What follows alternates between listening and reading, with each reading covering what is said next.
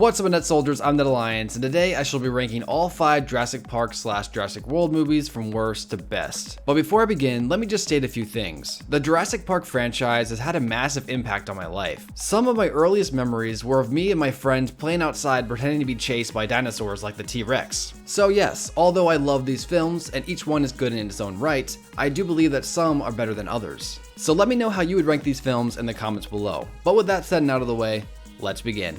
At number 5, I have Jurassic Park 3.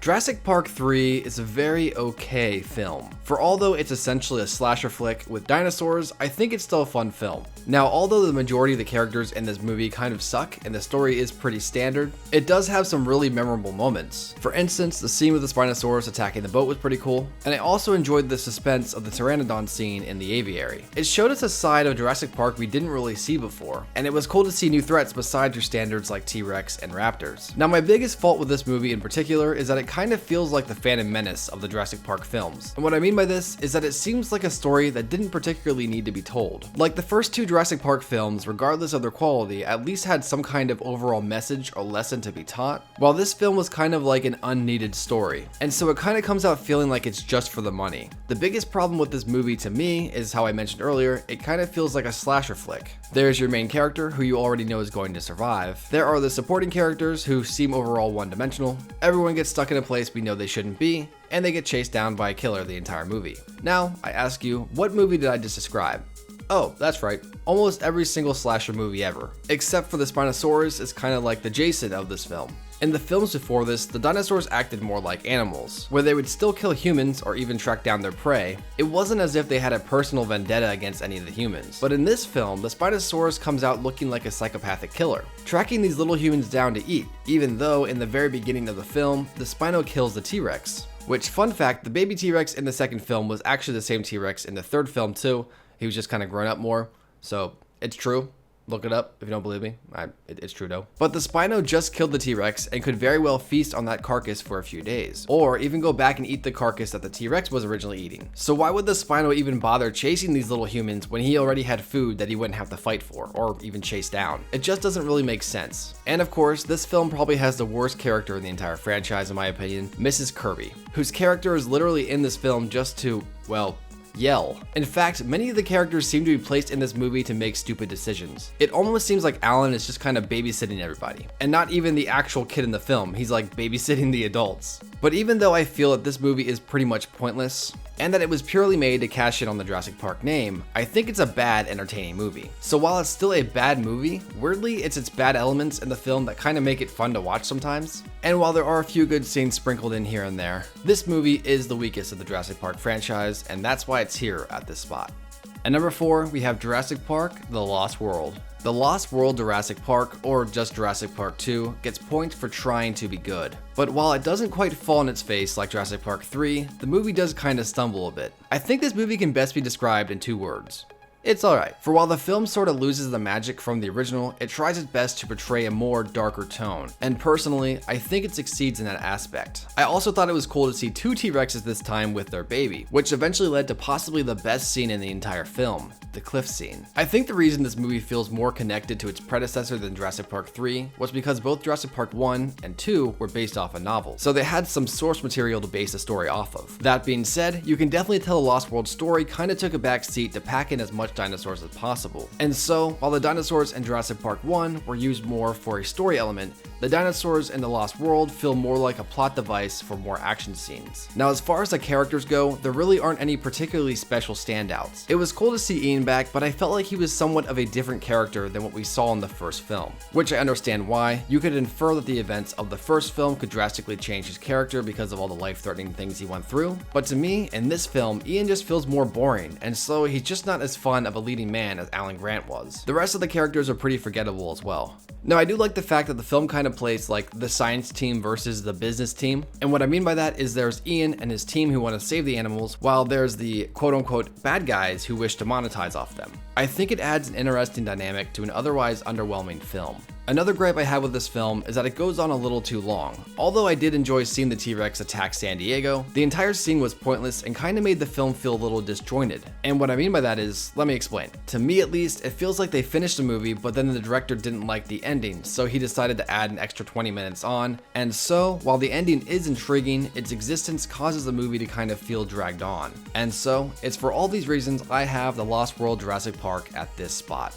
At number 3, we have Jurassic World Fallen Kingdom. Jurassic World Fallen Kingdom was a worthy successor to Jurassic World. Although it didn't surpass the first one in my opinion, I think it was a pretty fun film. It had a lot of awesome action scenes and set pieces. I feel the characters of Owen and Claire have improved as well. For although they are still kind of the same, I find their personalities mixed much better in this film. I heard some people think that the supporting characters were awful, and I have to disagree. While they were kind of annoying in the beginning, I thought that they were good additions to the film. As far as the villains go, they're pretty much standard villains. There's not much more to say about them. I mean, I'm being honest, there really is nothing worth noting besides that the main villain kind of looks like a discount Ryan Reynolds in my opinion, which I guess you could consider that a plus. Now you may have noticed that a lot of the events in Jurassic World kind of mirror the events in Jurassic Park 1, and this film kind of mirrors the events of The Lost World, but I think it's actually done better. Claire wants to save the dinosaurs while Owen wants to pretty much just save Blue, but if he could save the dinosaurs too then he would. And once Blue is saved from the island's erupting volcanoes, our heroes learn that the dinosaurs are being taken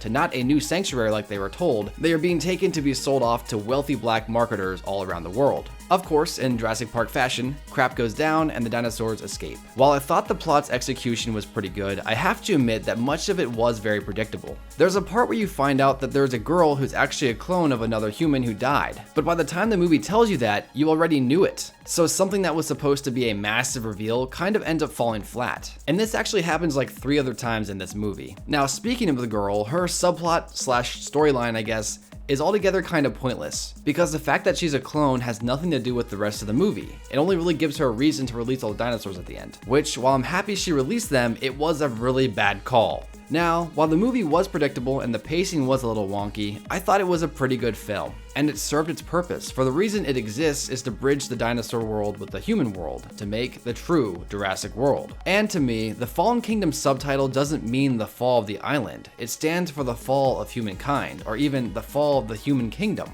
And in its place, a kingdom of dinosaurs. Like I said, we're getting the true Jurassic World, and I can't wait to see what happens in the next film. But with all that said, I have Jurassic World: The Fallen Kingdom at this spot.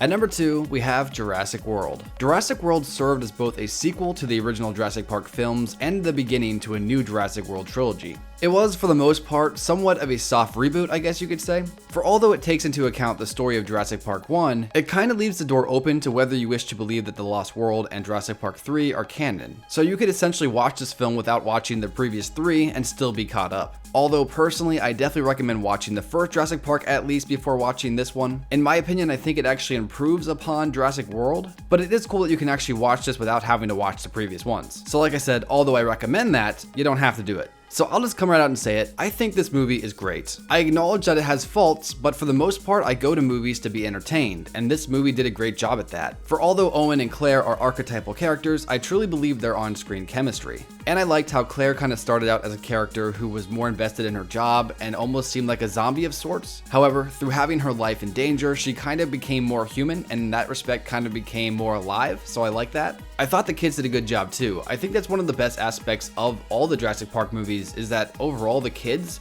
relatively do a great job, at least in my opinion. The only character I really find awful is probably the villain Hoskins. I mean, you definitely hate him because you're supposed to, but I don't think it's as much because his character's a jerk. I mean, to me, he kind of feels like a mustache twirling bad guy, you know, something from like the Saturday morning cartoon type stuff, and I'm just not a massive fan of that. As far as the movie's story goes, I thought it was fun. Sure, the Indominus Rex has plot abilities, but it allowed the movie to keep moving, and so it never felt slow to me. Now, speaking of the Indominus Rex, I actually really enjoyed this monster. Instead of being a dinosaur that is hunting humans for, well, reasons, I'm looking at you, Spino. They explained that the Indominus Rex was legit created to be a killing machine, which kind of makes you empathize with the beast. For although it was seen as the bad guy to the Indominus Rex, it didn't know it was the bad guy. And so it was just kind of like a Frankenstein's monster. It was just doing what it was created to do, or what it thought it was supposed to do. And so, in that respect, it's kind of sad. So while the movie did have its faults, I think it had a lot of great moments and scenes that get overlooked. And like I stated before, it was a fun film that did a great job of reintroducing the audience into this somewhat new world, or should I say, Jurassic World, and that's why I have it here on this list. Plus, that dino fight though. And at number 1, Jurassic Park. I think it's obvious that the very best Jurassic Park film is the original. It's such a classic, and it's definitely in my top 10 best movies of all time. The story, the characters, and the overall concept was awesome. The character of Alan Grant was always so cool to me. He wasn't particularly the most fleshed out or the most interesting, but it was his stoic personality that makes him the perfect leading man. I remember as a kid when all my friends and I would be playing like Jurassic Park or whatever, didn't matter which one we were doing, if we were doing Jurassic Park 1, 2, or 3, or if we were just making up our own Jurassic Park story or whatever, I was always Alan Grant, you know?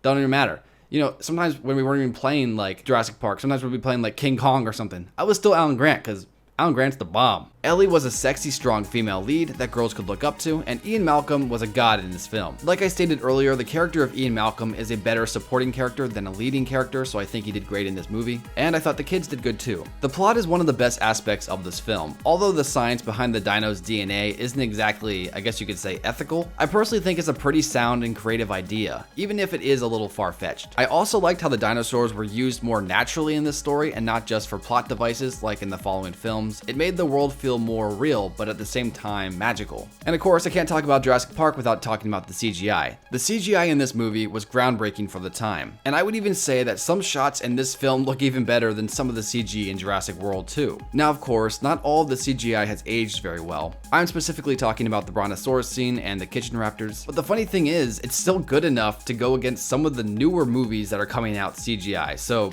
that's impressive. And of course, I would be remiss if I did not talk about the T-Rex scene. This scene is possibly in my top 10 best moments of all movies ever. It had a perfect blend of CG and practical effects, which made this film epic. In conclusion, this was the movie that made me a massive fan of dinosaurs when I was a kid. I used to run around outside with my friends and cousins pretending to be chased by dinosaurs, and it's all thanks to this film. And I could imagine that this movie alone probably got a ton of kids into paleontology, and has really made a massive impact on the fossil science world. And it's for all these reasons I have listed, I have Jurassic Park at number 1. But of course, that's just my opinion. How would you rank these movies from worst to best? Let me know in the comments below. Please remember to like, subscribe, and turn notifications for more fun videos. And until next time guys, I'll catch you later. Peace.